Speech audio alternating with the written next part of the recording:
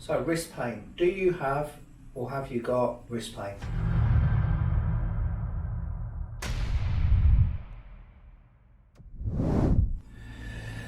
I think the best way to look at the wrist is to consider it's the same, but obviously on your upper limb as opposed to your lower limb, as the ankle, the knee and the hip. And the relationships between those three joints are the same as the relationships between the shoulder, the elbow and the wrist.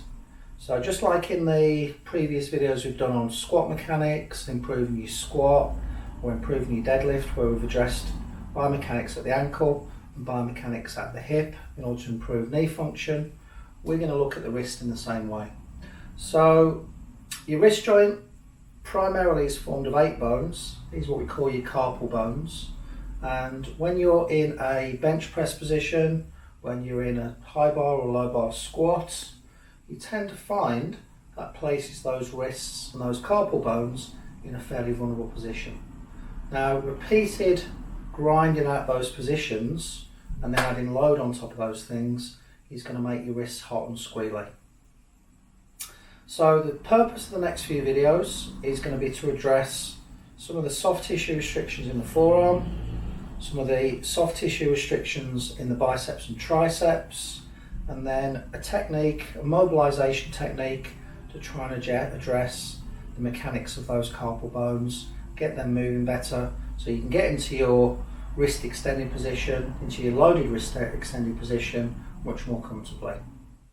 So piece number 1, this is for your forearm flexors and extensors, which obviously play a huge role in terms of wrist movements, but are also a potential pain generator.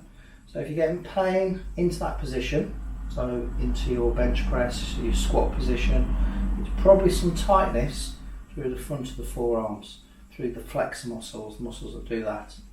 So with your trusty foam roller, we're going to take our forearm and our wrist and we're going to start to roll around until we get to the point where we feel a little bit of restriction, bit of pain, bit of tightness, around about there. I'm then going to bend, straighten my hand and wait for that to loosen off before I then move around, find another bit that feels uncomfortable. So I'm now moving onto the back of the arm, onto the extensor muscles, and again working in that position. Now if you haven't got a foam roller, you don't want to use a foam roller, take your forearm up against the side of the power rack, roll around on the power rack until you feel the same thing, and then with that flexion extension of the wrist, clear out the restrictions, get rid of those pain spots before you move on to your next piece. Right, piece number 2, we're now going to work onto your triceps. Triceps attach onto your funny bone, so obviously from an elbow perspective, triceps play a big part in elbow mechanics.